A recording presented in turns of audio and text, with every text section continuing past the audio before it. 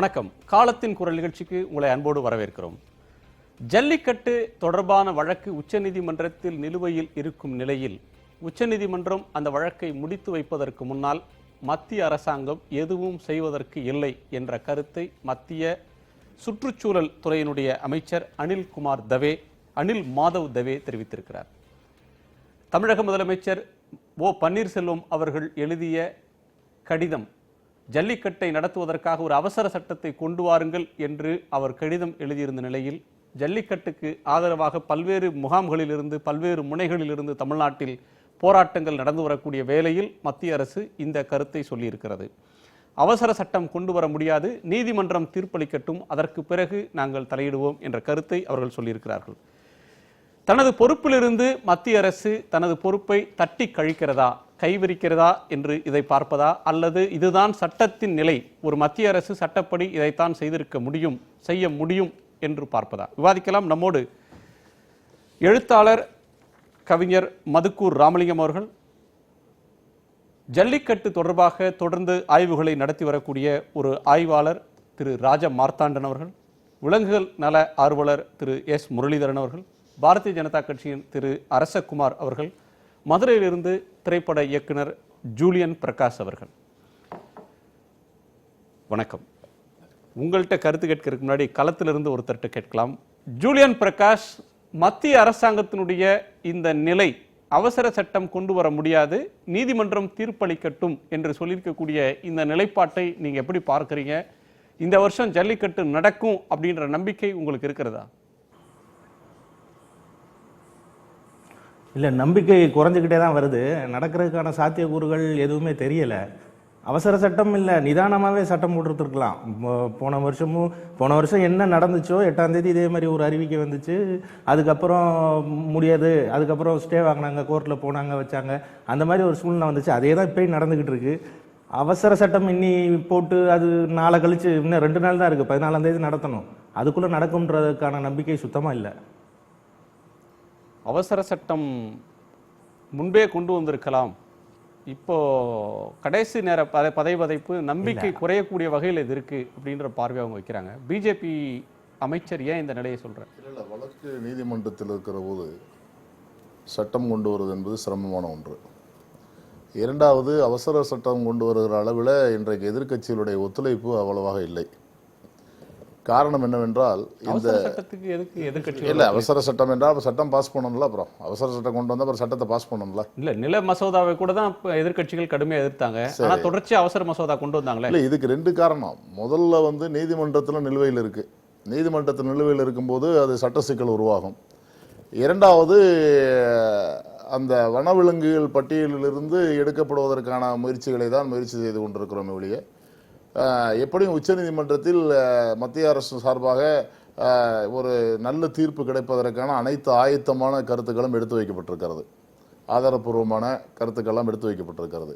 ஆகவே உச்சநீதிமன்றத்தில் நாங்கள் சட்ட ரீதியாகவே வென்றுவிடுவோம் என்கிற ஒரு நம்பிக்கையோடு மத்திய அரசு இருக்கிறது. இல்லை, மத்திய அமைச்சர் பொன் ராதாகிருஷ்ணன் அவர்களும் தமிழிசை சவுந்தரராஜன் அவர்களும் தமிழ்நாட்டை சேர்ந்த பிஜேபி தலைவர்களும் தொடர்ந்து நல்லது நடக்கும், ஜல்லிக்கட்டு நடக்கும், நடந்தே தீரும், அதற்கான நடவடிக்கைகளை செய்வோம் சொல்லி ஆண்டு முழுவதும் சொல்லிட்டு வந்தாங்க.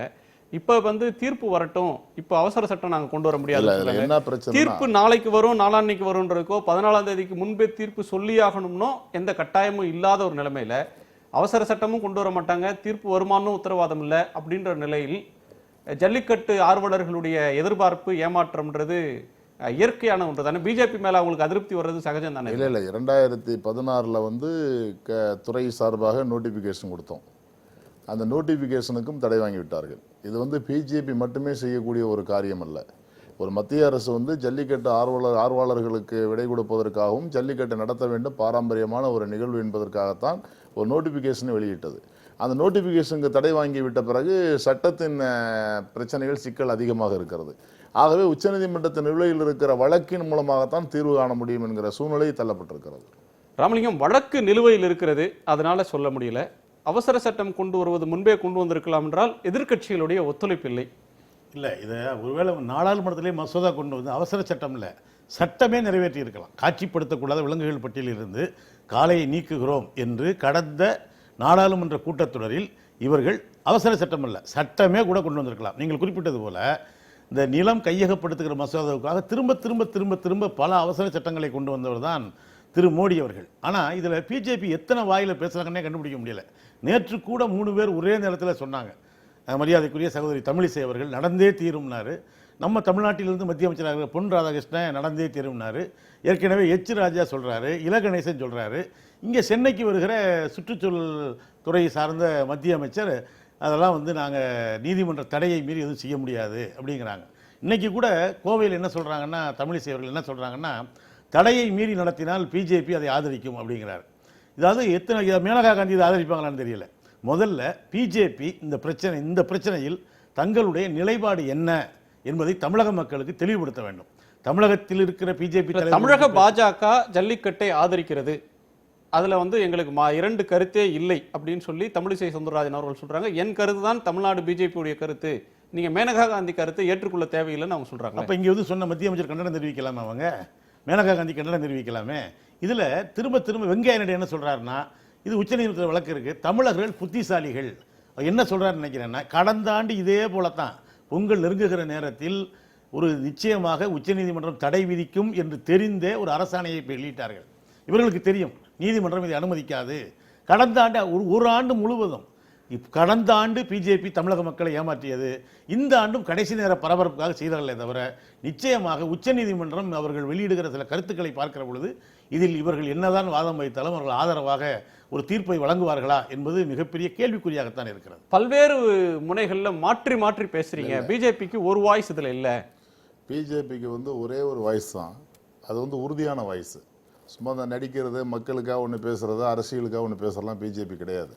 இது வந்து ஒரு சாதாரண பிரச்சனை இல்லை.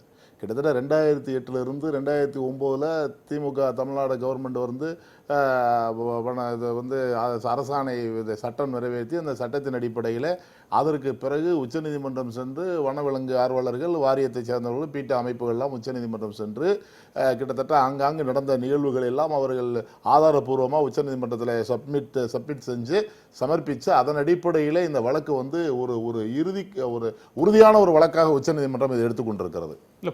போன வருஷம் சட்ட திருத்தம் கொண்டு வந்தது, அந்த நோட்டிபிகேஷன் கொடுத்தது, அறிவிக்கையில மாற்றம் செய்து கொண்டு வந்ததே கூட ஒரு கண் துடைப்பு. நீதிமன்றம் இதை தடுத்துருன்னு தெரிஞ்சே, நீதிமன்றம் அனுமதிக்காதுன்னு தெரிஞ்சே மக்களை ஏமாற்றுவதற்கு செய்த நடவடிக்கை ராமலிங்கம் முன்வைக்கிறார். மத்திய அரசு தமிழ்நாட்டினுடைய கலாச்சாரத்தை புரிந்து கொண்டு தமிழக மக்களுடைய வீர விளையாட்டில் சிறந்ததாக ஜல்லிக்கட்டு நிகழ்வு இருக்கிறது என்பதை அறிந்ததன் அடிப்படையிலே தான் அமைச்சரவை வந்து அந்த அரசு வந்து அரசாணை வெளியிட்டதை ஒழிய இது வந்து நீதிமன்றத்துக்கு போய் தடை பெறுவாங்கன்னா அரசாங்கத்துக்கு தான் தலைக்குனிவுது முதல் கட்டமா. அதனால் நீதிமன்றத்துக்கு போய் தடை வாங்குவாங்கன்னு சொல்லி ஒரு ஆணையை வெளியிட முடியாது.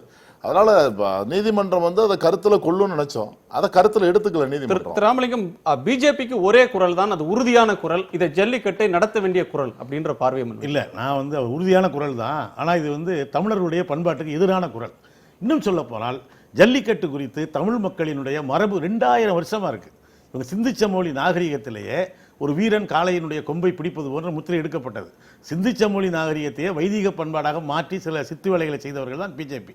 அது கூட இல்லை. இன்னும் சொல்ல போனால் பிஜேபி இது பன்முக கலாச்சாரத்தின் ஒரு வெளிப்பாடு தான் ஜல்லிக்கட்டு. அவர்கள் ஒரு ஒற்றை பண்பாட்டை திணிக்க முயல்கிறார்கள்.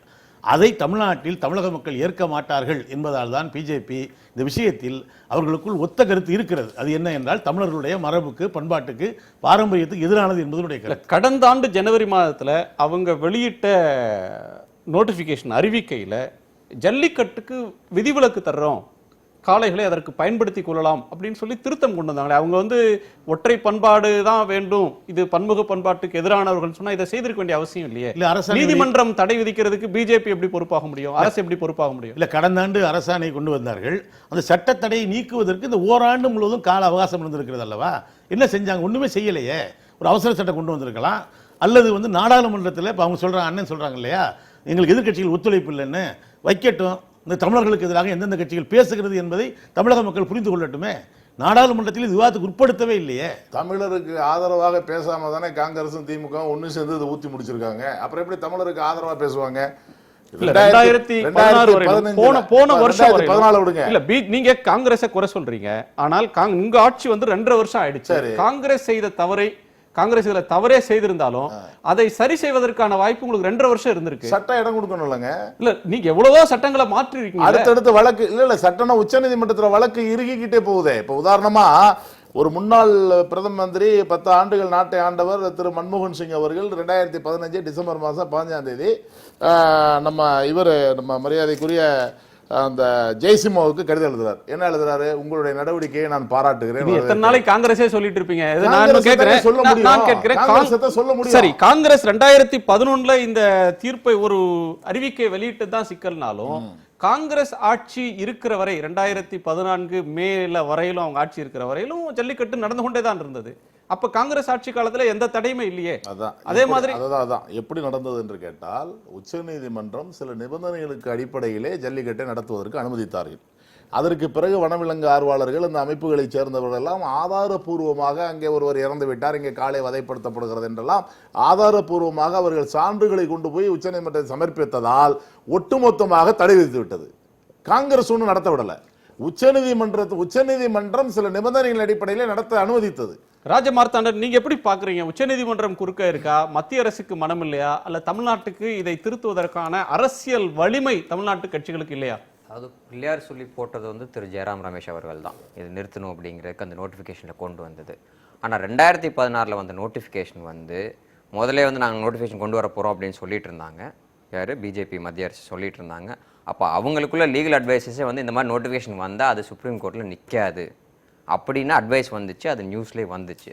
அதையும் மீறி இது நிற்காது அப்படின்னு தெரிஞ்ச நோட்டிஃபிகேஷனை வெளியே கொண்டு வந்தாங்க. அது ஒரு கண்துடைப்பாக தான் நாங்கள் பார்க்குறோம். ராமலிங்கம் சொல்ற கருத்தை நீங்க ஏற்கிறீங்க? கண்டிப்பா. எப்படி? அதுதான் சொல்றாரு. ஒரு நோட்டிபிகேஷன் கோர்ட் ஸ்டே பண்ணுச்சுன்னா அது அரசாங்கத்துக்கு தான் அவமானம், அதை கொண்டு வந்த அரசுக்கு தான் பின்னடைவு. அது மட்டும் இல்ல, அப்படி தெரிஞ்சே ஒரு அரசு செய்யுமா? நீதிமன்றத்தில் நிலுவையில் இருக்கும்போது நோட்டிபிகேஷன் தானே கொண்டு வர முடியும். வேற என்ன பண்ண முடியும்? அந்த வழக்கு தீர்வுக்கு பிறகுதானே எந்த முடிவு எடுக்க முடியும். நீதிமன்றத்தில் வழக்கு நோட்டிபிகேஷனே கண்துடைப்புன்னு சொல்றாங்க. நோட்டிபிகேஷனே நிக்காது. நோட்டிபிகேஷன் தான் கொண்டு வர முடியும்னு சொல்றாங்க. அவர் சொல்றதுக்காக தான் சொல்றேன். நோட்டிபிகேஷன் கொண்டு வர முடியும். அப்போ இன்னைக்கு நாங்க இப்போ கேஸ் நடந்துட்டு இருக்குது, எங்களால ஒன்றும் கொண்டு முடியாதுன்னா அன்னைக்கு நோட்டிஃபிகேஷன் கொண்டு வராமல் இருந்திருக்கலாமே. நோட்டிஃபிகேஷன் கொண்டு வராமல் இருந்துட்டு இதே பதில் அன்னைக்கு சொல்லியிருக்கலாமே. வேற திசையாவது போயிருக்கும். நீங்க என்ன முயற்சி எடுத்தீங்கன்னு கேட்க மாட்டீங்களா? என்ன மத்திய அரசு கண்டுக்கவே இல்லைன்னு சொல்ல மாட்டீங்களா? அப்ப அதை ஜல்லிக்கட்டை நடத்தணுங்கிற ஆர்வம் எங்களுக்கு இருக்குல்ல, பாரதிய ஜனதாவுக்கு இருக்குல்ல, அதனுடைய நடவடிக்கை தானே. நடத்த முடியல. நீதிமன்றங்கிறதுனால பிஜேபி அப்படி ஒன்று நீதிமன்றத்துக்காக காத்திருக்கிற ஒரு கட்சி அல்ல. கடந்த காலத்தில் நீதிமன்றத்தில் வழக்கு நடந்து கொண்டுதான் பாபர் மசூதி இடிக்கப்பட்டது. நீதிமன்றத்தில் வழக்குகள் இருக்கிற காலத்தில் பல்வேறு விஷயம் அது சேர்ந்தது தானே. நீங்க இவ்வளவு நீங்க எடுக்க கூடாது. பாபர் மசூதி இடிக்கப்பட்டது விவாதம் வேற மாதிரி போகும். இல்ல நீங்க முதல் சொன்னீங்க இப்ப ஒற்றை சிந்தனை, நீங்க ஒற்றை சிந்தனையில செயல்படுது. நீங்க பாபர் மசூதி காவிரி மேலாண்மை வாரியம் நாளைக்கு வாங்க பேசுவோம். காவிரி மேலாண்மை வாரியம் தனி எல்லாவற்றும் சேர்ந்து காவிரி மேலாண்மை என்னங்க தனித்தனியா பேச காவேரி மேலாண்மை வாரியத்துல என்ன தெரியும்? என்ன மேலாண்மை வாரியம் அமைக்க முடியாது, உச்சர முடியாது, அமைக்க முடியாதுன்னு எப்ப சொன்னாங்க? தாக்கல் பண்ணது யார்? அமைக்க முடியாதுன்னு எப்ப சொன்னாங்க? உச்சநீதிமன்றத்துல கிருஷ்ணா நதி கோதாவரி நதியினுடைய பிரச்சனையில இந்திரா காங்கிரஸ் உடைய காலத்துல பாராளுமன்றத்துல சட்டம் நிறைவேற்றப்பட்ட பிறகுதான் அது அனுமதிக்கப்பட்டது. ஆகையினால இருங்க, நல்ல நோக்கத்தின் அடிப்படையில் அரசு வழக்கறிஞர் அவர்கள் ஒத்துக்கொண்டார்கள். காவேரி மேலாண்மை அமைப்பதிலே உங்களுக்கு என்ன பிரச்சனை இருக்கிற போது எங்களுக்கு ஒன்றும் பிரச்சனை என்று சொல்லிவிட்டார்கள். ஆனால் இரண்டு நீதிபதியினுடைய தீர்ப்பு 3 நீதிபதி தீர்ப்பை கட்டுப்படுத்தாது. பிரச்சனையை முழுசா ஆராயுங்க. ஆகையினால என்ன சொன்னாங்க? நீங்க சட்டம் போட முடியாது. ஏற்கனவே 3 பெஞ்சில் 3 ஜட்ஜஸ் கொண்ட பெஞ்சில் நிலுவையில் இருக்கு. அதனால அந்த வழக்கினுடைய இரு தீர்ப்பு நடைமுறைப்படுத்த முடியும். இதுக்கு இடையில தீர்ப்பாயம் என்ன சொன்னிச்சோ, காவேரி தீர்ப்பாயம் என்ன சொன்னிச்சோ அதை நடைமுறைப்படுத்த சொன்ன துணிச்சல் பிஜேபி தவிர யாருக்குமே இல்ல. காவேரி தீர்ப்பாயம் என்ன சொன்னிச்சு? 192 டிஎம்சி தண்ணீர். காவேரி தீர்ப்பாயம் சொன்னது என்ன? அதை யார் சொன்னது? அதை யார் வாதத்தில் எடுத்து வச்சது? அதனால காவேரி மேலாண்மை நீங்க திசை திருப்புறீங்க. எதை எடுத்தாலுமே பாரதிய ஜனதா கட்சி மோடி ஒன்று செஞ்சுட்டார் அப்படின்னாவே, மத்திய அரசு ஒன்று செஞ்சிருச்சுனாவே அதை குறையாவே பார்த்து பழகிட்டீங்க ஒழிய மோடியை போல ஆட்சி நடத்தின ஒருவரை சொல்லுங்க இந்தியாவில். ஊழலற்ற ஆட்சி, ஊழலற்ற ஆட்சி உங்களால ப்ரூவ் பண்ண முடியுமா? ஊழல் பேசுவோம். ஜல்லிக்கட்டுக்கு வாங்க. அதுக்கு இல்ல, ஜல்லிக்கட்டை பொறுத்த வரைக்கும் ஒரு ஆண்டு இருந்திருக்கு. இவங்க நீதிமன்றத்தில் போய் நாங்கள் அரசாணை கொண்டு வந்தோம், எங்களுக்கு ஒரு சகோதரர் சொன்னது போல ரத்து செய்யும் என்று தெரியும் என்றே கொண்டு வந்தார்கள். இந்த ஓராண்டு முழுவதும் நமக்கே தெரியும் 8 முறை நிலம் கையகப்படுத்துகிற சட்டத்தை ஜனாதிபதி ஒப்புதல் கொடுத்துக்கிட்டே இருந்தார். பிறகு நாடாளுமன்றத்தில் மாநிலங்களவையில் நிறைவேற்ற முடியாது என்று தெரிந்தே தான் அவசர சட்டம் திரும்ப திரும்ப திரும்ப திரும்ப கொண்டு வந்து ஒரு நிலையில் வாபஸ் பண்ணாங்க. அதுல அந்த ஆர்வத்தில் அக்கறையில் ஒரு துளியை கூட அந்த ஜல்லிக்கட்டு இது ஒரு மாநிலத்தின் பிரச்சனை நில இல்லையா? மசோதாவுக்கு எதிராக உச்சநீதிமன்றத்தில் வழக்கு எதுவும் இல்ல. அது வந்து தன்னிச்சையாக இவங்க எடுத்த ஒன்று. அதுக்கு எந்த லீகல் இம்பிடிமெண்ட்டும் இல்லை. ஆனால் இதுல வந்து ஒரு வழக்கு வந்து உச்சநீதிமன்றத்தில் நடந்து கொண்டிருக்கிறது. எனவே உச்சநீதிமன்றத்தில் தீர்ப்பு வர்றதுக்கு முன்னாடி ஆர்டினன்ஸ் கொண்டு வர முடியாது. வேணா அவசர வழக்காக எடுத்து நடத்துங்க, சீக்கிரம் அதை முடிங்க அப்படின்னு நீதிமன்றத்திட்ட போய் ப்ளீட் பண்ணலாமே அப்படி தவிர எதுவும் கேட்ட மாதிரி தெரியலையே. இது பொங்கலுக்கு போன பொங்கலுக்கு நம்ம கேட்ட ஜல்லிக்கட்டு மாதிரி நடத்தல. தெரியல. நீங்க சொல்லுங்க Affidavit 2014 file வரைக்கும் பண்ணிருக்கீங்க, கேட்ட மாதிரி தெரியல. இல்ல இல்ல நீங்க வந்து அபிடவிட் தாக்கல் பண்றது வேற. இந்த பொங்கலுக்குள் தீர்ப்பு சொல்லுங்கன்னு கேட்கலாமே. எப்படி? ஏன்னா கடந்த ஓராண்டு வந்து இருந்துச்சு. இது கிட்டத்தட்ட ஓராண்டுக்காக இது நடக்குமா நடக்காதா? நான் என்ன திரும்ப ஒரு கேள்வி கேட்கிறேன். எந்த தைரியத்துல தமிழக பிஜேபி தலைவர்கள் நடந்தே தீரும்னு கடந்த வருஷம் சொன்னீங்க.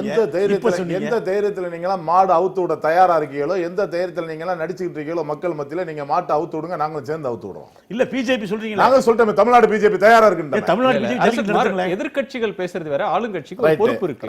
நீங்க வந்து ஆளுங்கட்சி வந்து சட்டத்தை நிலைநிறுத்த வேண்டிய பொறுப்பு இருக்கிறவங்க.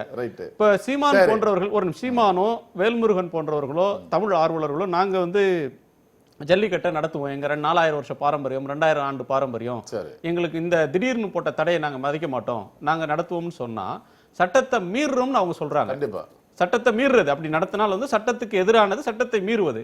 அத ஒரு ஆக்டிவிஸ்ட், ஒரு அமைப்புகள் சொல்லலாம். ஒரு கட்சி, ஆளுங்கட்சி எப்படி சொல்ல முடியும்? அதுக்கு நாங்க சப்போர்ட்டா இருக்குன்னு ஆளுங்கட்சி எப்படி சொல்ல முடியும்? சொல்றோம்னு கேட்டீங்கன்னா இவங்க பண்ண மாட்டாங்கன்னு எங்களுக்கு நல்லாவே தெரியும். இவங்க பூரா அரசியல் பண்றதுக்கு வேற வழி இல்ல. தை மாசம் பிறந்தாதானே இவங்க ஜல்லிக்கட்டை பேசுறாங்க. தை மாசம் பிறந்தா ஜல்லிக்கட்டை பேசுறாங்க. ராஜமார்த்தாண்டன் குறுக்கிட்டீங்க சார். மற்ற அரசியல் கட்சிகள் அவுக்க வேணாம், விவசாயிங்க வந்து அவுப்பாங்க, வந்து ஆதரவு தெரிவிக்க சொல்லணும், எங்களோட கூட வந்து நிக்க சொல்லுங்க. பாரதிய ஜனதா கட்சியை பொறுத்தவரை தமிழ் கலாச்சாரத்திற்கு என்றைக்கு நாங்க ஆதரவா இருப்போம்னு சொல்லிட்டோம். நான் வந்து எந்த அரசியல் கட்சி சார்ந்தா எங்களுடைய தலைவர் நான் ஒரு தனிப்பட்ட மனுஷன். சரிங்களா? திங்கட்கிழமை சிராவேல் சிவகங்கை மாவட்டம் தான். அன்னைக்கு வந்து அது வந்து அந்த மாவட்டத்திலே பேர் பண்ண மஞ்சூரிட்டு நாங்க போய் மாட வைக்கிறோம். அவங்க சொன்ன மாதிரி வந்து ஆதரிக்க சொல்றோம். பாரதிய ஜனதா கட்சி பாரதிய ஜனதா கட்சியின் சார்பாக தலைவரிடம் அனுமதி பெற்று நானே சிராவேல் வருகிறேன். சரி, இதுல ஒன்றும் மாற்று கருத்து இல்லை. முரளிதரன், இந்த விவாதத்தின் போக்குல இருந்து விலகி இருக்கக்கூடிய ஒரு நீங்க ஒரு பீட்டா அமைப்பினுடைய முன்னாள் உறுப்பினர், people for ethical treatment of animals, அவங்க மேல தான் இப்போ அந்த அமைப்பையே தடை செய்யணும்லாம் கூட தமிழ்நாட்டில் சில இளைஞர்கள் கோரிக்கை வைத்துக் கொண்டிருக்கிறார்கள். ஜல்லிக்கட்டுக்கு எதிர்ப்பாக இந்த அமைப்பு தான் இருந்தது, இந்த தடைக்கு இவங்க தான் காரணகர்த்தாக்களில் பீட்டாவும் ஒன்று அப்படின்ற பார்வைகள் ஆழமா வேறு ஒன்று இருக்கு. இப்போ ஜல்லிக்கட்டுக்கு அவசர சட்டம் கொண்டு வர முடியாது, தீர்ப்பு சொல்லட்டும்னு மத்திய அரசு சொல்லுது. நாளைக்கு போய் பிரதமரை பார்க்கிறோம், மத்திய அமைச்சரை பார்க்கிறோம்னு தமிழ்நாட்டில் ஏடிஎம்கே எம்பி சொல்றாங்க. முதலமைச்சர் அவசர சட்டம் கொண்டு வாங்கன்னு சொல்றாங்க. இளைஞர்கள் கட்சி சார்பற்ற வகையில் கூட பல்வேறு ஊர்களில் ஊர்வலம் போறது, இதுக்காண்டி இயக்கம் நடத்துறதுன்றது நடக்கிறது. இதுல நீங்க பிராணிகள் நல ஆர்வலர் அப்படின்ற நிலையிலிருந்து இந்த நிலைப்பாட்டை, இந்த உணர்வு எழுச்சியை நீங்க எப்படி பார்க்குறீங்க? ஒரு சின்ன விஷயம் சொல்லணும். இது சண்டே நடந்த போராட்டத்தில் எங்கள் டீம் மெம்பர்ஸ் எல்லாமே இருந்தாங்க, நாங்களும் கலந்து கொண்டோம். ஆரம்பத்தில் நாங்கள் எதிர்த்ததுக்கு காரணம் வந்து குருவல்ட்டி நடந்தது, அது மறக்க முடியாத உண்மை. குருவல்ட்டி எவ்வளவுக்கு நடந்தது தான் நம்ம ஆராய்ந்து பார்க்கணும். குருவல்ட்டி நடந்தது ஒரு 3 இடத்துல, ஆவணியாபுரம், அலங்காநல்லூர், பாலமேடு. இந்த 3 இடத்துக்காக ஸோ நாங்கள் வந்து ஆஸ் அன் அனிமல் ஆக்டிவிஸ்ட் எங்களை என்ன சொன்னோன்னா, ஒரு மிருகத்தை நீ கொடுமைப்படுத்துறதை நிறுத்த வேண்டும், அது தடை செய்ய வேண்டிய விஷயம். பின்னால் அது 3 இடங்களுக்காக நீ வந்து 97% ஆஃப் த இடத்துல நீ எதுக்கு ஜல்லிக்கட்டை எடுத்துக்கிறாய், இது நெருட ஆரம்பிக்கும். ஆராய்ச்சி செய்தோம். அப்போ தான் எங்களுக்கு வந்து பல விஷயங்கள் வந்தது. பீட்டாவின் சதி திட்டம், ஏடபிள்யூபிஐ துணை போனது, இது எல்லாமே அறிந்து கொண்டோம். பட் இன்னைக்கு பார்த்தீங்கன்னா ஒரு ப்ரெஷர் பில்டப் ஆகிருக்கு. இதே ஜல்லிக்கட்டுக்கு போராட்டம் போன வருஷம் நடந்தப்ப ஒரு 20 பேர் கூட கிடையாது அங்கே. இதே மரினால ஒரு 10 பேர் ஃபேமிலி மெம்பர்ஸ் தான் பிடிச்சிருந்தா, அதில் கார்த்திகே சேனாபதியும் நின்று கொண்டிருந்தார், காங்கேயன் ரிசர்ச் ஃபவுண்டேஷன். இன்னைக்கு பார்த்தீங்கன்னா 25,000, அடுத்த வருஷம் 2.5 லட்சம் ஆகும். பட் நான் என்ன சொல்ல வரேன்னா, கேஸ் இழுவையில் இருக்கிறது.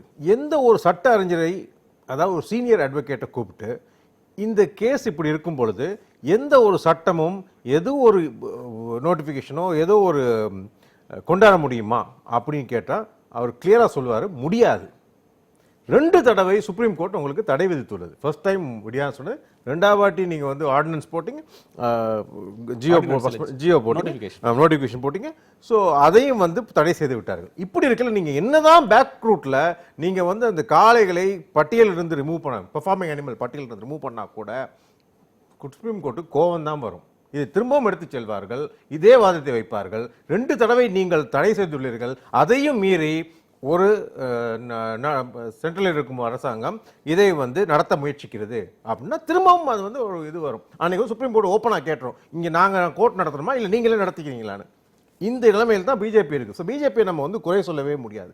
இதற்கு காரணம் யாருன்னு பார்த்தீங்கன்னா, அப்போ இருந்து இந்த கேஸை வந்து கொஞ்சம் கூட சீரியஸ்னஸ் இல்லாமல் நடத்திய தமிழக அரசுகள், டிஎம்கே ஏடிஎம்கே 2 பேரும் சமமாக பொறுப்பேற்கணும். ஏன்னா போன தடவை கூட தமிழ்நாட்டில் ஜல்லிக்கட்டை நடத்துறதுக்காக ஒரு சிறப்பு சட்டத்தை திமுக ஆட்சி காலத்துல கொண்டு வந்தாங்க. ஆமா, அந்த சட்டத்தை அது கோர்ட்டின் உத்தரவின்படி அந்த சட்டத்தை ஆதரித்து ஜல்லிக்கட்டு நடத்தணும் அப்படின்றதுல அதிமுகவுக்கு எந்த மாற்று கருத்தும் இருந்தது. அவங்க தொடர்ச்சியா இந்த இதே பொசிஷன் தான் இருக்காங்க. முன்னாடி திமுக அரசு என்ன நிலையை எடுத்ததோ அந்த சட்டத்தை டிஃபெண்ட் பண்ணி தான் ஏடிஎம்கேவும் ஆர்கியூ பண்ணாங்க. எனவே நீங்க ஒரு அகில இந்திய அளவுல மத்திய அரசின் கண்ட்ரோல்ல வர்ற அல்லது மத்திய சென்ட்ரல் பாடிஸா இருக்கிற animal welfare board of India வந்து ஒரு நிலையை உறுதியா எடுக்கிறப்ப மாநில அரசுகள் அதுல என்ன செய்ய முடியும்? மத்திய அரசுகள் தானே அதை வந்து அவங்களுடைய ஒப்பீனியனை மாத்துறதுன்றது மத்திய அரசு தானே செய்ய முடியும். மத்திய அரசாலையும் செய்ய முடியாது. ஏன்னா இங்க வந்து ஒரு சதி நடந்துள்ளது. இந்த சதியை நீங்க ஆராய்ந்து பார்க்கணும். தமிழக அரசு என்ன பண்ணுச்சு, 2009 வந்து இந்த வந்து ரெகுலேட்டட் ஜல்லிக்கட்டுக்கு நார்ம்ஸ் கொண்டாந்தது. அதை பின்பற்றி 2012 14 வரைக்கும் ஜல்லிக்கட்டு நடந்தது. 95% கொடுமைகள் வதைகள் கம்மியாகி only 5% அங்கே இங்கேயும் ஏதோ நடந்திருக்கும். பட் சுப்ரீம் கோர்ட்டில் அவங்க என்ன காமிச்சாங்கன்னா, இந்த வீடியோக்கள், இன்ஃபேக்ட் நான் வந்து உங்களுக்கு கூட நான் வந்து சொல்லணும்னு வந்தேன், நம்ம சேனலில் வர்ற வீடியோக்கள் கூட 2012க்கு முன்னாடி உள்ள வீடியோக்கள். அதில் பார்த்தீங்கன்னா ஒரு மாட்டை 10 பேருக்கு தாவி பிடிப்பாங்க. அது வந்து ரெகுலேட்டர் ஜல்லிக்கட்டு கிடையாது. ரெகுலேட்டர் ஜல்லிக்கட்டில் ஒரு மாட்டை ஒரு வீரன் தான் பிடிப்பான், அதுவும் 30 செகண்டில் பிடிக்கணும். அது வந்து அந்த குரூவல்ட்டிங்கிறதே கிடையாது. அந்த மாதிரி ஒரு என்ன சதி வேலை, அதாவது பழைய வீடியோக்களை காட்டு, ஏன்னா அவங்களுக்கு நிறைய வீடியோ இருந்துச்சு, அதை இதோட மிக்ஸ் பண்ணி இதை வந்து கொண்டு போய் சுப்ரீம் கோர்ட்டில் காட்டியதால் சுப்ரீம் கோர்ட்டு வந்து இன்னும் கொடுமைகள் நடந்து கொண்டிருக்கின்றன அப்படின்னு சொல்லி தடை விதித்தார்கள். இதுதான் இந்த நேரத்தில் என்ன பண்ணியிருக்கோம், நம்ம வந்து நல்ல சீனியர் லாயர்ஸை வைத்து வாதாடி இருக்கணும். போன தடவை அவங்க 11 லாயர்ஸ் 2000 ரூபா 2 கோடி ரூபா கொடுத்து அவங்க நிறுத்தினாங்கன்னா, தமிழக கட்சிகள் சென்ட்ரலில் இருக்க பாஜக எல்லாம் சேர்ந்து ஒரு 20 லாயர் எடுத்துட்டு போங்க. காசா கிடையாது நம்மகிட்ட. ஒரு விவசாயிகிட்ட இந்த காசு கொடுங்கன்னு சொன்னா அவர்கிட்ட காசு இருக்காது. மத்திய அரசாங்கத்துக்கு தலைமை அரசு வழக்கறிஞர் இருக்கிறார், அட்டார்னி ஜெனரல் இருக்காரு, சொலிசிட்டர் ஜெனரல், அவங்க ஆர்கியூ பண்ணலாம். அல்லது இந்த பக்கம் அரசின் வழக்கறிஞர்கள் ஆர்கியூ பண்ண தானே செஞ்சாங்க. அட்டார்னி ஜெனரலே சொல்லிட்டாரு இது வந்து எடுபடாது அப்படின்னு அன்னைக்கே சொல்லிட்டாரு அவர். அதுக்கு பின்னும் அந்த வந்து கவர்மெண்ட் ஆர்டர் நோட்டிபிகேஷன் கொண்டு வரப்பட்டது, அதை தான் நான் வந்து தடுத்து நிறுத்தினாங்க. சோ இது வந்து அட்டார்னி ஜெனரல் என்ன சொன்னாரு, நோட்டிபிகேஷன் கொண்டு வர சொன்னாரா வேணாம்னாரா? நோட்டிபிகேஷன் வந்தாலும் அது தடை விதிக்கப்படும் அவர் அன்னைக்கே சொல்லிட்டாரு. அப்புறம் ஏன் நோட்டிபிகேஷன் கொண்டு வந்தது கவர்மெண்ட்? அது அவங்க வந்து ஆர்வக்கோளாறுன்னு சொல்லலாம். நம்ம பிஜேபி ஒரு ஆர்வம், அவங்க வந்து எல்லா கட்சியும் வந்து ஒன்றுபட்டு இருக்கல, அவங்க மட்டும் இல்லை நடக்கூடாதுன்னு சொன்னா அவங்களுக்கு பேர் கட்டுப்போம். ஸோ அவங்க இன்னைக்கு கூட பார்த்தீங்கன்னா தமிழிசை மற்றும் நம்ம பொன் அவர் 2 பேரும் என்ன சொல்லிட்டு இருக்காங்க, வரும் தான் சொல்லிட்டு இருக்காங்க. அவங்க வந்து வராதுன்னு சொல்ல முடியாது.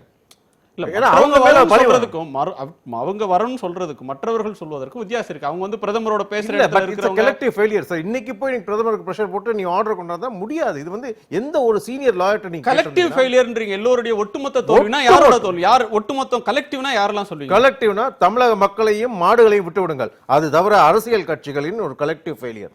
இது வந்து ஒருத்தர் மட்டும் நம்ம தவறு சொல்ல முடியாது. ஒரு சிறிய கட்சி ஒருத்தர் நடத்துறாரு, சீமான் ஒரு இயக்கம் நடத்துறாரு, அல்லது வேல்முருகன் இயக்கம் நடத்துறாரு, பாமக, மதிமுக, திமுக, அதிமுக, இந்த கட்சிகள் தனிப்பட்ட முறையில் இதுல பார்ட்டிஸே கிடையாது. அரசு தானே இதுல பார்ட்டி. தமிழக அரசு, மத்திய அரசு, இவங்க தானே சட்டம் போடுற இடத்துல இருக்கிறவங்க. ஏன் இந்த கட்சிகள் போயிட்டு இம்ப்ளீட் பண்ணிருக்கலாமே இந்த கேஸ்ல? இந்த கேஸ்ல யாருமே இம்ப்ளீட் ஆகல. ஒன்லி தமிழ்நாடு வக்கீல் மட்டும்தான் அப்போ வாதாடிக்கிட்டு இருந்தார். தமிழ்நாடு வக்கீல்கால முடியல. அவர் வந்து அவ்வளவு எக்ஸ்பர்ட்டும் கிடையாது, ஒன்னும் சீனியர் லாயரும் கிடையாது, அவரால் முடியல. In fact we have given feedback to Tamil Nadu வக்கீலுக்கு, இந்த மாதிரி எல்லாம் நீங்க ஆர்கியூ பண்ண வேண்டும், இதை வந்து ஸ்போர்ட்டாக ஆர்கியூ பண்ணார்கள், பாரம்பரியமாக காட்டுங்கள். பாரம்பரியம்னா அந்த வார்த்தையை விட்டுரும், அந்த கலாச்சாரம் விட்டுரும். Pongal is a festival. முதல்ல பொங்க வைக்கிறோம், எதுக்கு? சூரியனுக்கு வைக்கிறோம், நிலத்துக்கு வைக்கிறோம். ஆர்குமெண்ட்டை மாத்துங்கன்னு சொல்றீங்க. எக்ஸாக்ட்லி. அடுத்து நான் வந்து நம்மளோட தோளோடு தோல் சாய்ந்து உழைத்த மாடுகளுக்கு கொண்டாடுகிறோம். இது ஒரு ஃபெஸ்டிவல். இதை போயிட்டு ஸ்போர்ட் ஆக்கிட்டீங்கன்னா அங்கதான் ப்ராப்ளம். ஸோ ஆர்கியூமெண்ட்டும் தப்பு. ஓகே, ரெண்டாவது நம்ம வந்து சீரியஸாக எடுத்துக்கலாம் அந்த கேஸை. அந்த சோடை போனதால தான் இந்த பிரச்சனைகள் வந்து நிற்குது. இன்னைக்கு வந்து ஒன்றுமே பண்ண முடியாது. இப்போ 2 நாளில் வந்து திரும்ப வந்தா சுப்பிரமணிய சாமி வந்து உள்ள பூந்திருக்கார். அவரால் ஏதாவது ஒரு ட்ரம்ப் கார்டு மாதிரி அவர். ஏன்னா முதல் தடவை வந்து அன்னைக்கு உள்ள போகையில் கேஸில் அவர் வந்து ஒரே ஒரு வாதம் தான். இவர் ஜட்ஜுக்கு வந்து இவர் எதுக்கு வந்தான்னு தெரியாது, ஆதரவாக வந்திருக்காரா எதிர்க்கா வந்திருக்கான்னு தெரியாது. அவருக்கு ஒரு சான்ஸ் கொடுத்தாங்க. உள்ளே போன ஒரே ஒரு கேள்வி கேட்டார், இந்த நாட்டில் கசாப்புக்காக இத்தனை மிருகங்கள் கொலை செய்யப்படுகின்றன, அப்படிப்பட்ட நாட்டில் ஜல்லிக்கட்டை வதை என்று நாம் எப்படி சொல்லுவோம்? இதுக்கு ஒரு இன்னொரு ஆர்குமெண்ட் பார்த்தீங்கன்னா 2015 இந்த ஆர்குமெண்ட்லாம் சொன்னாலும் சுப்ரீம் கோர்ட்ல இதுவரையிலும் வந்திருக்கக்கூடிய அப்சர்வேஷன்ஸ் அந்த நீதிபதிகள்ன்ற அவங்க சொன்னது வந்து டேமிங் ஆஃப் புல்ஸ் ஆமா அப்படின்ற ஒன்று, அதாவது அது காளையை அடக்குறோம், காளையை கொலை செய்யவில்லை, காளையை அடக்குவது அப்படின்ற ஒன்று அனிமல் வெல்ஃபேர் அப்படின்னு சொல்ற பிராணிகள் நலன் அப்படின்ற சொல்லுக்கே எதிரானது. காளையை ஏன் அடக்குறீங்க அப்படின்ற கேள்விதான் அவங்க நீதிமன்றம் எழுப்பின கேள்வி. எனவே அந்த நீதிபதிகளுடைய தீர்ப்பு ஜல்லிக்கட்டுக்கு ஆதரவா வருமா அப்படின்ற ஒரு கேள்வி இருக்கு. ஜூலியன், இதுல மத்திய அமைச்சர் அனில் சொல்லியிருக்கக்கூடிய கருத்து என்பது நீதிமன்றம் இந்த உணர்வு எழுச்சியை கருத்தில் கொள்ளும், இந்த சென்டிமெண்ட்ஸை, the apex court will takes care of the sentiments of the society, சமூகத்தில் இந்த ஜல்லிக்கட்டுக்கு ஆதரவாக இருக்கக்கூடிய எண்ண ஓட்டத்தை, இவர்களுடைய உணர்வை உச்சநீதிமன்றம் கணக்கில் எடுத்துக்கொள்ளும் அப்படின்னு சொல்றார். ஏன் நீங்க அவசர சட்டம் கொண்டு வரல அப்படின்றப்ப உச்சநீதிமன்றத்தில் வாத பிரதிவாதங்கள் முடிவடைஞ்சிருச்சு. இப்ப தீர்ப்பு வரணும். தீர்ப்பு எப்போது வரும் என்று சொல்ல முடியாது. ஏன்னா மாத கணக்கில் சில வழக்குகளில் தீர்ப்பு வராமல் இருக்கு. 6 மாதம் ஆகியும் கூட தீர்ப்பு வராத வழக்குகள் இருக்கு. 2 நாள்ல எதிர்பார்க்க முடியாது. ஆனால் இந்த வழக்குல பொங்கலுக்கு முன்பாக தீர்ப்பு வருமா? ஏன்னா இன்றைய பொறுத்தவரையிலும் நாளைக்கு லிஸ்ட் ஆகல.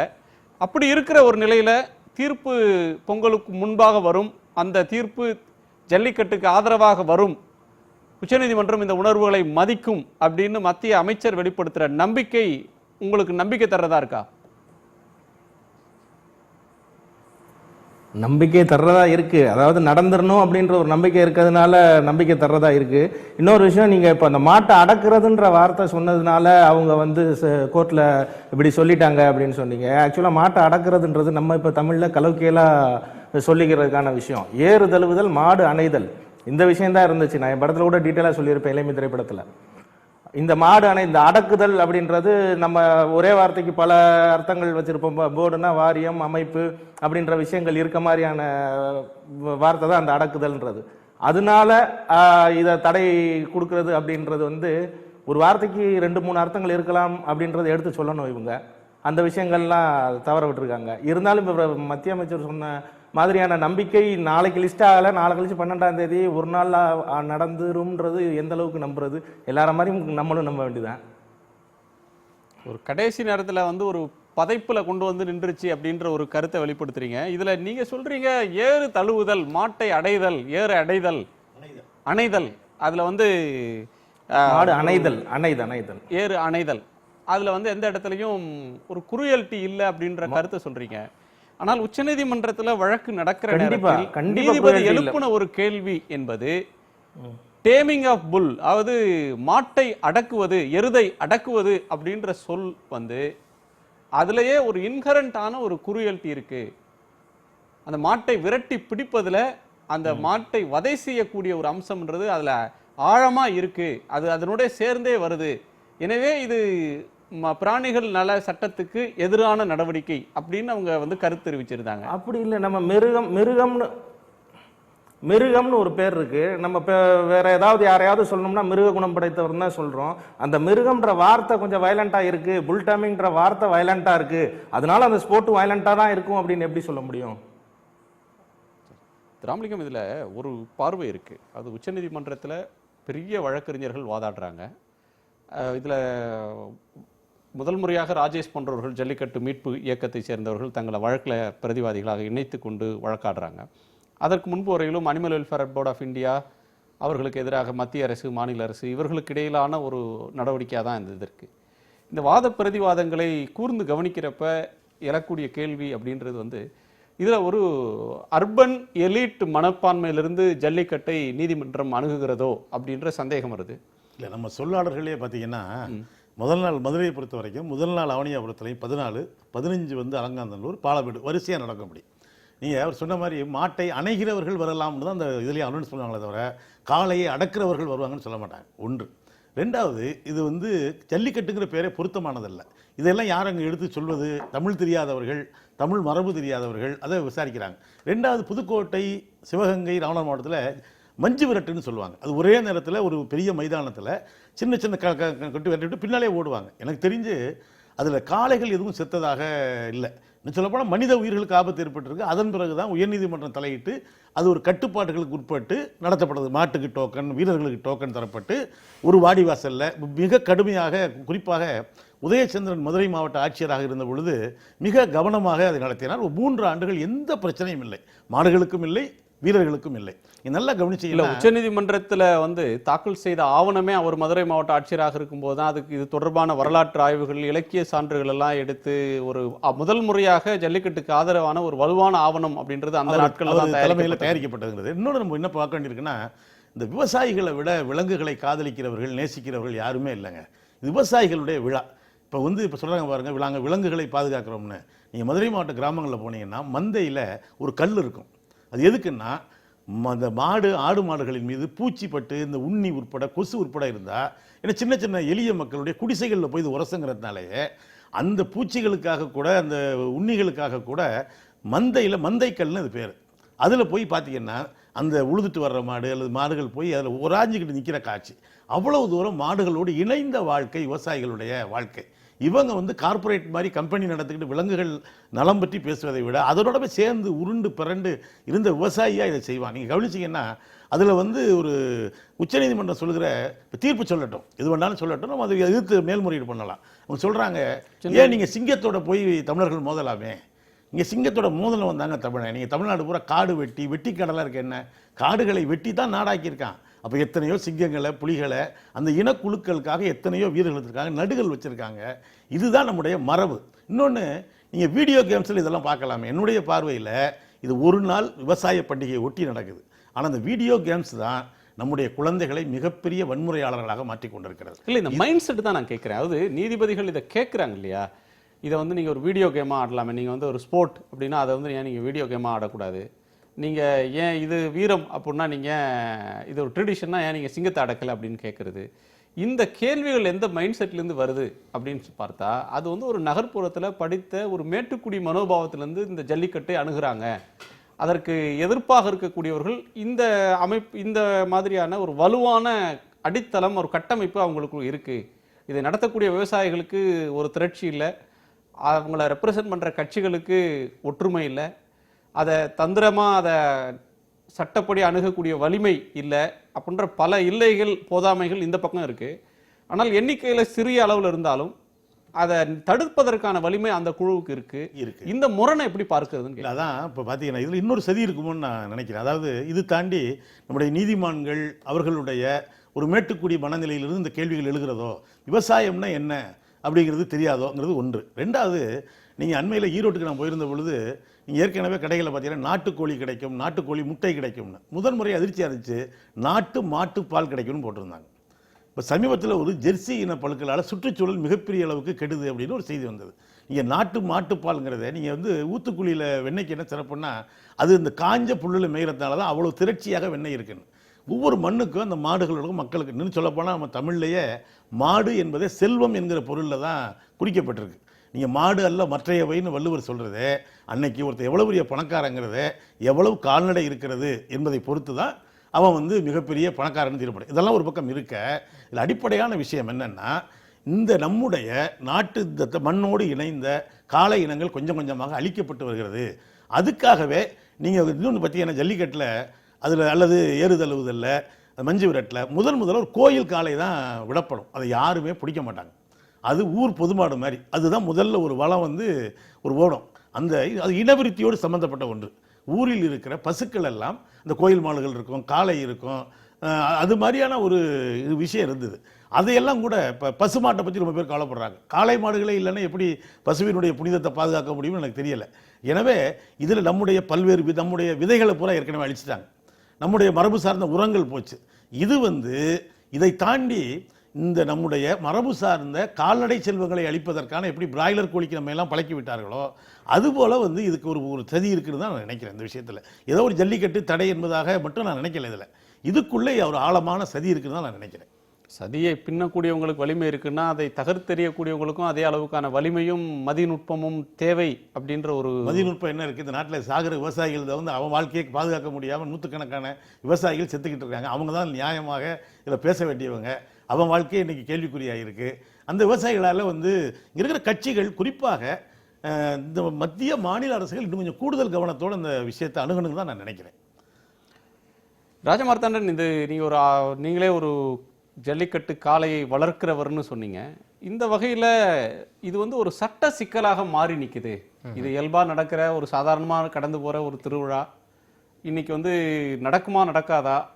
இது நடக்கும் என்றால் இதற்கான சட்டம், இதற்காக நீ தமிழ்நாட்டை சேர்ந்த விவசாயிகள்லாம் போய் டெல்லியில் போராடுறது, இன்னைக்கு ஆயிரக்கணக்கானவர்கள் வந்து தடையை மீறி நாங்கள் நடத்துவோம்னு சொல்கிறது, இந்த டெவலப்மெண்ட்ஸ் எப்படி புரிஞ்சுக்கிறது? இது வந்து காலத்தே செய்யறதை தவறிட்டோம், உரியவர்கள் தவறிட்டாங்க, இதனால் வரக்கூடிய எழுச்சின்னு சொல்கிறதா, இல்லை நீதிமன்றம் இதற்கு முட்டுக்கட்டை போடுகிற போது ஆட்சியில் இருக்கக்கூடியவங்க என்ன செய்ய முடியும் அப்படின்னு பார்க்கணுமா?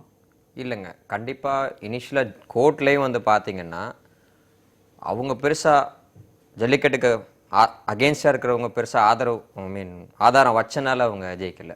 நம்ம பக்கம் சாதகமாக வந்து பேச வேண்டிய வந்து வலிமையான ஒரு குரல் இல்லை.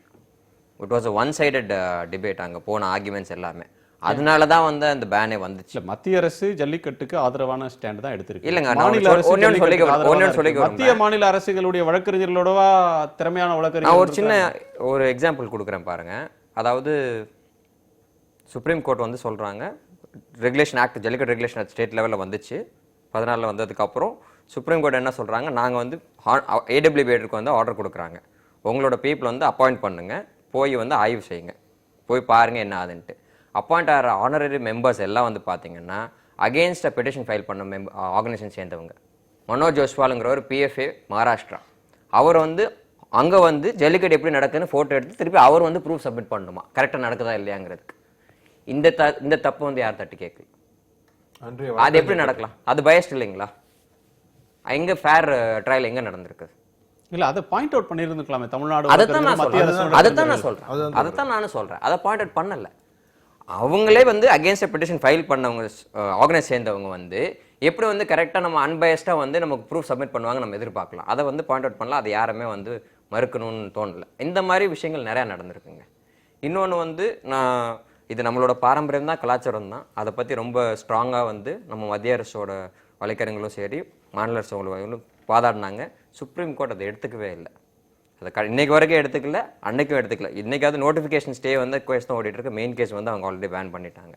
அப்போ வந்து வேற என்ன மாற்றி யோசனைங்கிறது வந்து பேசவே இல்லைங்க. 3-4 தடவை வந்து அது இல்லை அதை வந்து நிராகரிக்கிறாங்க. அதே தான் பேசுகிறாங்களே ஒழிய அந்த மாடு வந்து எப்படி நம்ம என்விரான்மெண்ட்டுக்கு சூட்டபிளானது, அதனால வந்து நமக்கு அது இல்லைன்னா என்ன ஆகும், அந்த ஈகோ சிஸ்டம் எப்படி பாதிக்கப்படும், வேற என்ன சயின்ஸ் இருக்கு அதில் அப்படிங்கிறத பற்றிலாம் வந்து யாருமே பேசவே இல்லை. இந்த வருஷம் இப்போ தான் பேசுகிறோம். இல்லை, இதே நீதிபதிகள் வழங்கின கடந்த தீர்ப்புல ஜல்லிக்கட்டு தொடர்பான மெயின் கேஸில் அவங்க வைத்த ஆர்கியூமெண்ட்ஸு, அவங்களோட புரிதல்ல இருந்து இந்த கேஸை அணுகுனாங்கன்னா நிச்சயமாக ஜல்லிக்கட்டுக்கு ஆதரவான ஒரு நிலையை அவங்க எடுப்பாங்களா அப்படின்ற சந்தேகம் தான் வருது. கண்டிப்பாக அதில் அவங்க எடுத்த நிலைப்பாடு அந்த கேஸ்லேயும் சரியாக வாதங்கள் முன்வைக்கப்படலை அப்படின்னு சொல்வீங்களா? ஆமாங்க, கண்டிப்பாக.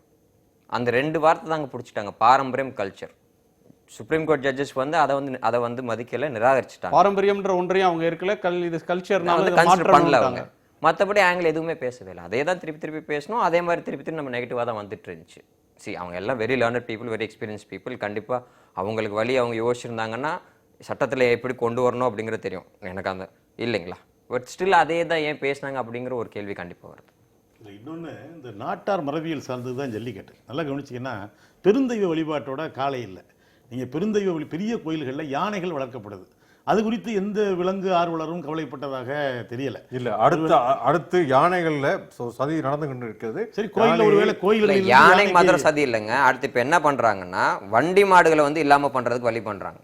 இல்லை, ஒருவேளை கோயில்களில் இருந்து யானை விடுவிக்கப்பட்டால் எனக்கு தெளிவுபடப்பட மகிழ்ச்சி தான். அங்கே வந்து உண்மையிலே சிரமப்படுது. ஆனால் அந்த மாடு விஷயத்தில் பார்த்தீங்கன்னா நீங்கள் அலங்காந்தனூரில் முனியாண்டி கோயிலுக்கு பூஜை போட்டு தான் இது நடக்குது. அதில் வந்து பெருந்தெய்வ வழிபாட்டோடு சேர்ந்ததல்ல இந்த ஏறு தழுவுதல், மஞ்சு விரட்டு போன்றதெல்லாம். ஒருவேளை இந்த ஆஸ்பெக்ட் இதில் ஒர்க் அவுட் ஆகுதுன்னு தான் நான் நினைக்கிறேன். பெருந்தெய்வ வழிபாடு இல்லாமல் நாட்டார் மரபு சார்ந்து தான் அந்த ஜல்லிக்கட்டு பெரும்பாலும் இருக்குது. பெரிய நகரங்களில் நடக்கல. அலங்காநல்லூரெல்லாம் இதனால தெரியுமே தவிர, இல்லைன்னா ஒரு சின்ன கிராமம் தான். அவனியாபுரம் அப்படி தான், பாலமேடும் அப்படி தான், புதுக்கோட்டை, காரைக்குடியில் சின்ன சின்ன கிராமங்களில் தான் அது நடக்குது. சமீபத்தில் தான் இது கொஞ்சம் இதாக இருக்கே தவிர இயல்பாக நடந்து கொண்ட ஒரு விஷயம் தான் இப்போ சர்ச்சைக்கு உள்ளாக்கப்படுது. அந்த ஏர்பன் எலிட் டிஸ்கனெக்ட்ங்கிறது கண்டிப்பாக நல்லா தெரியுதுங்க இதில். அன்ஃபார்ச்சுனேட்லி வந்து நம்ம சிட்டியில் இருக்கிறவங்க வந்து பார்த்தீங்கன்னா அவங்களுக்கு வந்து அனிமல்ஸ் எப்படி வளர்க்கணும், அது எது வந்து ஆக்சுவலாக கேர் அப்படிங்கிறது வந்து இவங்கெல்லாம் சொல்லி தான் வந்து தெரிகிற மாதிரி ஆகி போயிடுச்சு. ஒரு வீட்டில் வச்சுட்டு சும்மா சாப்பாடு போட்டு வச்சுட்டு 2 நேரம் நல்ல பேர் சொல்லிட்டு கூப்பிட்டா மாத்திரம்தான் வந்து அனிமல் வெல்ஃபேர், அதுதான் வந்து giving care and love to அனிமல்ங்கிற மாதிரி அவங்க யூகிச்சிட்டாங்க. People have been brainwashed. அதுக்கு ரீசன் என்னன்னு பார்த்தீங்கன்னா சார், பீட்டாங்கிறது ஒரு அமெரிக்க நிறுவனம். அமெரிக்க நிறுவனம் நீங்கள் அமெரிக்கா எடுத்துக்கிட்டிங்கன்னா அங்கே யானை கிடையாது, புலி கிடையாது. பிரைமரி அவர்கள் வந்து மிருகங்களோடு வாழ்ந்தது கிடையாது. அதே நேரத்தில் இந்தியாவை எடுத்துக்கங்க, ஸ்பெஷலாக சவுத் இந்தியா எடுத்துக்கிட்டிங்கன்னா யானை, புலி இது எல்லாத்தையுமே நம்ம டேம் பண்ணி டொமெஸ்டிக்காக யூஸ் பண்ணியிருக்கோம் முடிஞ்ச அளவு. ஓகே, யானைகளை வந்து நம்ம பெரிய பெரிய டெம்பிள்லாம் யானை தான் கட்டுச்சு. மாடுகளை வந்து உழவுக்கும் பாலுக்கும் யூஸ் பண்ணியிருக்கோம். இது வந்து அவங்களுக்கு புரியாது. ஸோ புரியாத விஷயத்தில் வந்து they putting the head in. So அதனால தான் இந்த மேட்டுக்குடி தனமான ஒரு நிலைப்பாடு. நீங்க பீட்டா சதி அது ஒரு அமெரிக்க நிறுவனம், அவங்க லாபி குரூப் அப்படின்னு நீங்க சொல்றீங்க. அவங்க தரப்புல பேசுறதுக்கு யாரும் இல்லை. ஆனா நான் என்ன கேட்கிறேன், பீட்டா அந்த சதியே செய்யுது அப்படின்னு ஒரு ஆர்குமெண்ட்டுக்காக ஒத்துக்கிட்டாலும் அனிமல் வெல்ஃபேர் போர்ட் ஆஃப் இந்தியான்றது மத்திய அரசின் கீழ் இயங்கக்கூடிய ஒரு தன்னிச்சையான அமைப்பு, ஒரு அட்டானமஸ் பாடி. அது வந்து ஒரு கான்ஸ்டியூஷன் பாடி மாதிரி இருக்கக்கூடிய ஒரு அமைப்பு. அதுக்கு மத்திய அரசு தான் அதிகாரிகளை நியமிக்கிறது, உறுப்பினர்களை நியமிக்குது. அவங்க எப்படி அதே பொசிஷன் எடுக்கிறாங்க? பீட்டா என்ன நிலைப்பாட்டை எடுத்தாங்க, அவங்க தானே சார் அதே ஆர்குமெண்ட் தானே இவங்களும் எடுக்கிறாங்க. அமைப்புல இருக்கக்கூடியவங்க அதானே அவங்க எடுக்கிறாங்க. தானே சார் வந்து அதே ஆர்குமெண்ட் தானே வைக்கிறாங்க. நீங்க சொன்னீங்க கண்டெம்ட் ஆகும், அவங்க வரவில்லை என்று.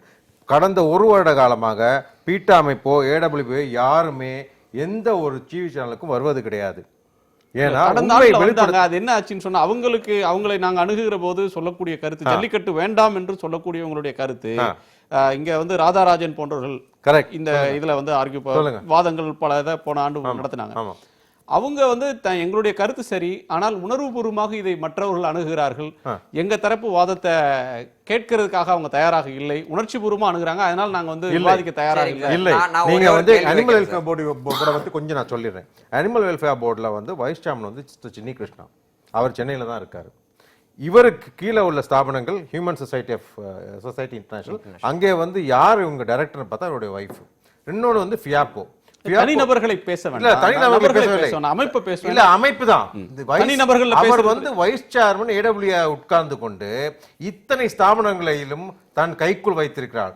இப்ப 2வது தடவை வந்து இந்த 11 லாயர்களை அமர்த்தினார்கள். அந்த 11 லாயர்களை அமர்த்தியவர்கள் இந்த 10-15 ஸ்தாபனத்தை சேர்ந்தவர்கள். சார் இதுல ஜல்லிக்கட்டு நடத்துறது அதுக்கு எதிரான ஒரு கன்விக்ஷன் அவங்களுக்கு இருக்கு, இது நடக்க கூடாதுன்றதுல ஒரு உறுதியான நிலைப்பாடு இருக்கு. திரு அரசகுமார் கூறுங்க. அதாவது என்னையை பொறுத்த வரைக்கும் இந்த வழங்கு நல வாரியம்லாம் வந்து இதை ஒரு விளையாட்டாக தான் எடுத்துக்கிட்டாங்க ஆரம்பத்தில். அவங்களுக்கு ஒரு சேலஞ்சு, ஒரு நேமுக்காக எடுத்துக்கிட்டு தான். இது பொண்ணு பெரிய சதி இருக்குது, அமெரிக்கா ஆஸ்திரேலியாக்கெல்லாம் வேலை இல்லை. இவங்களை பொறுத்த வரைக்கும் என்னென்னா ஒரு பாப்புலாரிட்டிக்காக எடுத்துக்கிட்டு தான். தமிழ்நாட்டில் ஜல்லிக்கட்டுங்கிறது வந்து ஒரு சேலஞ்சிங் விளையாட்டு, அதில் வந்து ஒரு பாப்புலாரிட்டி கிடைக்கணுங்கிறக்காக எடுத்துக்கிட்டு தான்.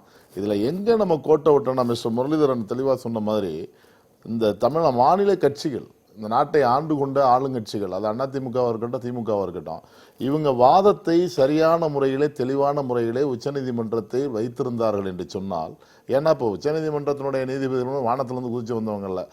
நம்முடைய பிரதர் ராஜமார்த்தாண்டன் சொன்ன மாதிரி அவங்க கல்ச்சரை தெரியாதவங்கலாம் கிடையாது. நீதிபதியாக இருக்கிறவங்க நம்மளை விட நிறைய கல்ச்சரை தெரிஞ்சிருப்பாங்க, நிறைய மண்ணுடைய வாகு எல்லாமே அவங்களுக்கு தெரியும். அதனால் கல்ச்சர் தெரியாதவங்கலாம் கிடையாது. இதை வந்து இவங்க சாதாரணமாக விட்டுட்டாங்க, ஒரு ஜல்லிக்கட்டு விளையாட்டு தானே அப்படின்ற மாதிரி ஒரு அசால்ட் வந்து கவர்மெண்ட் சைடில் இருந்துருச்சுங்கிறதா. இல்ல சொல்றேன், சட்ட திருத்தத்தை இங்க தமிழ்நாடு சட்டசபையில எல்லா கட்சிகளுடைய ஆதரவோடய கொண்டு வந்தாங்களே. சட்ட திருத்தம் கொண்டு வருது வேறங்க. இது வந்து இதுல ஒரு கலாச்சாரமான ஒரு விளையாட்டு. சட்ட திருத்தம் இல்ல, தமிழக அரசு சிறப்பு சட்டம் கொண்டு வந்தாங்க. ஆனால் அவங்க நீங்க சொல்லும் போல எதிரணியினர் வந்து கடுமையான வாதம் வைக்கும் போது, இப்ப அவர் அழகா சொன்னாங்கல்ல, பழைய வீடியோஸ் எல்லாம் எடுத்துக்கொண்டு போய் நீங்க பிஜேபி அரசின் மீது, மத்திய அரசின் மீது இப்ப குற்றச்சாட்டுகளை எல்லாரும் சொல்ற நேரத்துல பிஜேபி அரசுக்கு மேல இருக்கிறத பந்தை இந்த பக்கம் திருப்பி விடுறதுக்காக மாநில கட்சிகள் மேல அப்படி திருப்பி விடுறீங்களா? நல்லா கேட்டுக்குங்க. பாரதிய ஜனதா கட்சியை பொறுத்தவரை அதாவது வந்து பாவக்காய் கசக்கும், ஆனால் உடம்புக்கு மருந்து. பாவக்காய்ங்கிறது மருந்து, மெடிசன் ஃபுட்டு. அது மாதிரி பாரதிய ஜனதா கட்சியை பொறுத்தவரை மோடியினுடைய செயல்பாடு ஒவ்வொன்றிலுமே ஒரு தெளிவான தீர்மானம் இருக்கும். அவசரக்கு போட்டு எந்த ஒரு முடிவும் எடுக்க மாட்டாங்க. இப்போ நீதிமன்றத்தில் நிலுவையில் இருக்கிற போது எந்த சட்டம் இயற்றினாலும் அது சட்டத்திற்கு எதிராக போய்விடும். நீதிமன்றம் ஒரு முடிவு பண்ணிடுச்சு அப்படின்னா நாங்கள் அடுத்த கட்டத்துக்கு வந்துடுவோம். நீதிமன்றத்தில் எங்களுக்கு வேல்யூபிள் ஆர்டர் கிடைக்குங்கிற ஒரு நம்பிக்கை, மிகப்பெரிய எக்ஸ்பெக்ட் எங்களுக்கு இருக்குது. என்ன காரணம்னு கேட்டிங்கன்னா, நீங்கள் சொல்லும் போல கடந்த காலங்களில் வைக்கப்பட்ட வாதங்களுடைய நிலைப்பாடுகள் வேறு, அதற்கு இருந்த வேகம் வேறு, அதற்கு இருந்த அழுத்தம் வேறு. இப்போ அழுத்தமும் கூடி இருக்கிறது, வேகமும் கூடி இருக்கிறது, வாதத்தினுடைய திறனும் கூடி இருக்கிறது. தமிழ்நாட்டுல எழுந்த சூடு வந்து அதுக்கெல்லாம் காரணம். தமிழ்நாட்டுல உணர்வெழுச்சி ரீதியாக வந்திருக்கக்கூடிய இது வந்து டெல்லி வரையிலும் டெல்லியை வந்து உலுக்கி பார்க்குது. இங்க தமிழ்நாட்டுல இந்த எழுச்சி வரலன்னா, தமிழ்நாட்டுல வந்த சூட்டுக்காக பண்ணலைங்க. இன்னைக்கு மத்திய அமைச்சர் மாண்புமிகு அண்ணன் பொன்னார் அவர்கள் ஒரு தொலைக்காட்சிக்கு பேட்டி கொடுக்கிற போது நான் உடன் இருந்தேன்னு சொன்னார்கள். மிக அழகாக சொன்னார்கள். என்ன சொன்னார்னா, ஒரு பிள்ளையை அடித்தால் அடிப்பானே ஒழிய ஒரு விவசாயி காளை மாட்டை அடிக்க மாட்டான். ஏன்னா சாமிக்கு நிகரா அவர் அண்ணன் ராமலிங்கம் சொன்ன மாதிரி கோவில் காளையை அவுத்து விட்டு தான் எங்கள் பகுதியில் நாங்கள் அடுத்து வந்து மற்ற காளையெல்லாம் தொழில் அடப்போம். அது மாதிரி கோவில் மாடுங்கிறது வந்து ஒரு புனிதமானது. யாரும் தொட மாட்டாங்க, வீட்டுக்கு சாப்பாடு கொடுப்பாங்க. கோவில் மாடு எந்த நிலத்தில் வந்து எந்த விவசாயத்தை அழிச்சாலும் கண்டுக்க மாட்டாங்க, வருத்தப்படுவாங்களே வெளியே. கோவில் காலை வந்து இப்படி மேஞ்சிட்டு போயிடுச்சுன்னு சொல்லுவாங்களே வெளியே. ஆனால் கோவில் காலை மேலே எந்த விதமான எதிர் நடவடிக்கைகள் இருக்காது. அது அவுத்த காளையாக தான் தெரியும். அது திங்கிறது வந்து சாமி வந்து சாப்பிட்ற மாதிரி நினைப்பாங்க. அதெல்லாம் இன்றைக்கு நீங்கள் சொல்றதுக்காக சொல்கிறேன். தமிழ்நாட்டில் கொடுக்கப்பட்ட அழுத்தங்களுக்காகலாம் கிடையாது. ஏன்னால் பாரதிய ஜனதா கட்சியினுடைய சார்பாக தேர்ந்தெடுக்கப்பட்டிருக்கிற மத்திய அமைச்சரும் தமிழ்நாட்டை சேர்ந்தவர், தமிழ்நாட்டு கல்ச்சர் தெரிஞ்சவர் தான். அவர் என்ன சொன்னார்னா, சாதாரணமாக இன்னைக்கு வந்து ரெண்டு விதமாக நம்ம சிந்திக்கணும். அந்த காளை மாடுகள் இல்லை என்று சொன்னால் அந்த காளை மாடுகள் வந்து ஜல்லிக்கட்டுக்கு பயன்படுத்தவில்லை என்று சொன்னால் அந்த காளை மாடுகள் வந்து அடிமாடாக போய்விடும். அப்படி அடிமாடாக போகிற போது அங்கே இருக்கிற பசு மாடுகளுக்கு கேள்விக்குறியாகிவிடும், இனப்பெருக்கம் இல்லாமல் போய்விடும். அதெல்லாம் இல்லாமல் இந்த அரசாங்கங்கள், இந்த மாநில அரசு, மறுபடியும் மாநில அரசு குறை சொல்ல நினைக்காதீங்க, இதற்கு கொடுக்கப்பட்ட அழுத்தம், இவர்கள் எப்படி பிராணிகள் வதைப்படுத்தப்படுவதற்காக சான்றுகளை, சாட்சிகளை அதிகரிக்கிறார்களோ அதுபோல இவர்கள் இந்த ஆயிரக்கணக்கான லட்சக்கணக்கான மாடுகள் வெட்டுவதற்கு அனுப்பப்படுகிறது, அடிமாடுகளாக அனுப்பப்படுகிறது. அதையெல்லாம் இவர்கள் எதிர்த்து சுப்ரீம் கோர்ட்டிலே சரியான முறையிலே வாதத்தை சொல்லியிருந்தால் இவ்வளவு பிரச்சனைகள் வந்திருக்காது. இப்ப எல்லாம் என்ன ஆகி போச்சுன்னா, சின்ன புண்ணு புறையோடுன மாதிரி எல்லாம் சேர்ந்து பிஜேபி தலையில விழுந்துருச்சு. பிஜேபி எதை சொன்னாலும் பிஜேபி, எதை சொன்னாலும் மோடி. ஆனால் இன்றும் உறுதியாக சொல்லுகிறோம், ஜல்லிக்கட்டு உறுதியாக நிச்சயமாக நடக்கும். எந்த அடிப்படையில் உறுதியாக நீதிமன்றத்தில் சாதகமான, நமக்கு நம்முடைய கலாச்சாரத்திற்கு சாதகமான ஒரு ஆணை பிறப்பிக்கப்படும். எங்களுக்கு அதுல உறுதியாக இருக்கிறோம். அரசகுமாருடைய கருத்தை ஏற்றுக்கொள்வோம். ஜல்லிக்கட்டு நடக்குமா, இந்த ஆண்டு ஜல்லிக்கட்டு நடக்குமா என்பது இன்னும் 2 தினங்களில் நீதிமன்றம் ஆணை வழங்கும் என்று நம்புகிறோம். அது நம்புகிறோம், நம்பிக்கையை எல்லாரும் தெரிவிக்கலாம். ஆட்சியில் இருக்கிறவங்க தெரிவிக்கிறதா சந்தேகம். நீதிமன்றத்தில் போய் நம்பிக்கை தான் சொல்ல முடியும். நம்ம வந்து உறுதிப்பட நீதிமன்றம், நான் கேட்கிற கேள்வி, நீதிமன்றம் எதிர்மறையாக தெரிவித்து விட்டால் மோடி அரசு என்ன செய்யும்? நீதிமன்றம் எதிர்மறையாக தெரிவித்துவிட்டால் உறுதியாக சட்டம் கொண்டு வருவோம். நீதிமன்றம் தீர்ப்பே சொல்லல, இந்த ஒரு வாரத்துக்கு தீர்ப்பே சொல்லல, 2 வாரத்துக்கு தீர்ப்பே சொல்லலன்னா நீதிமன்றத்தை வற்புறுத்தவும் முடியாது. இந்த நிலைமைக்கு யார மாநில அரசுகளை குறை சொல்லுவீங்களா? மாநில அரசு சொல்லலங்க, அதுக்காக பிஜேபி குறை சொல்ல முடியுமா? மத்திய அரசு இதுல விரைந்து செயல்பட்டு வேண்டாம். பாரதிய ஜனதா கட்சியினுடைய காலங்களில் போடப்பட்ட வழக்குகள் எல்லாம், பாரதிய ஜனதா கட்சியினுடைய காலங்களில் எடுக்கப்பட்ட முடிவுகள் எல்லாம் நான் ஒண்ணே பிஜேபி வழக்கு தான். இது வந்து போன வருஷம் நீங்க போட்ட நோட்டிபிகேஷன் வழக்கு. நோட்டிபிகேஷன்ங்க மூடி முடிச்ச பிறகு போய் நோட்டிபிகேஷன் வந்து என்ன செய்ய முடியும்? இழுத்து மூடப்பட்ட, ஊத்தி முடிக்கப்பட்ட வழக்கு இது. நான் ஒண்ணே ஒண்ணு சொல்றேன், திமுகவும் காங்கிரஸும் கைகோர்த்து இருந்த நேரம், திரு அரசுகுமார் இல்ல மெஜாரிட்டியான அமைச்சர்கள் இருந்த நேரம், திரு அரசுகுமார் இதுல எதிர்மறையாக ஒரு தீர்ப்பு வருகிறது, ஜல்லிக்கட்டை நடத்த நிச்சயம் நீதிமன்றம் அனுமதிக்க முடியாதுன்னு சொன்னா, அப்போ வந்து நாங்க சட்டம் கொண்டு வரணும், மத்திய அரசின் சார்பில் இதுவரையிலும் எந்த உத்தரவாதமும் தரப்படல. ஏன் தரப்படல? யாரும் தரல. இன்னைக்கு கூட நீதிமன்றத்தின் தீர்ப்பை பொறுத்து எங்களுடைய நடவடிக்கை அமையும் இன்னைக்கு கூட அமைச்சர் சொல்லியிருக்காரு. நீதிமன்றத்தில் தேவைப்பட்டால் அவசர சட்டத்தை கொண்டு வருவோம், ஆமா தேவைப்பட்டால் ஜல்லிக்கட்டு நடக்கும் அப்படின்ற நிலைப்பாட்டை அமைச்சர்கள் சொல்ல மாட்டாங்க. ஏங்க தேவைப்பட்டால்னா உச்ச நீதிமன்றத்தில் வழக்கு நிலுவையில் இருக்கும்போது எப்படி ஏற்கனவே நோட்டிபிகேஷன் கொண்டு வந்து நீதிமன்றம் அசாதகமான தீர்ப்பளிக்கும்ன்ற உங்களுடைய நம்பிக்கையோட நிறைவு கருத்தை எடுத்துக்கிறேன். ராஜமார்த்தனம், உங்களுடைய நிறைவு கருத்து? கண்டிப்பா அவசர சட்டம் கொண்டு வரலனாலும் whatever be the judgment, அவங்க சட்டத்தை இது பண்ணிட்டு ஜல்லிக்கட்டு எப்போ நடக்கிற மாதிரி பண்ணாங்கன்னா நல்லா இருக்கும். இந்த வருஷம் நடக்கும் நம்பிக்கை இருக்கா? இந்த வருஷம் தெரியல. ஊர்லலாம் வந்து ரொம்ப வேகமாக தான் இருக்கிறாங்க. எல்லா பக்கமும் பார்த்தீங்கன்னா தடை இருந்தால் என்ன, இல்லைன்னா என்ன, நாங்கள் நடத்திய தீர்வோங்கிற மாதிரி தான் இருக்கிறாங்க. அந்த நம்பிக்கையில் அது சரியாக தப்பான்னு தெரியல, என்னால் சொல்ல முடியல. பட் ஆனால் அதை பேஸ் பண்ணி நடக்கலாம். ஆதங்கத்தை தான் வெளிப்படுத்துறீங்க, இயலாமையை வெளிப்படுத்துறீங்க.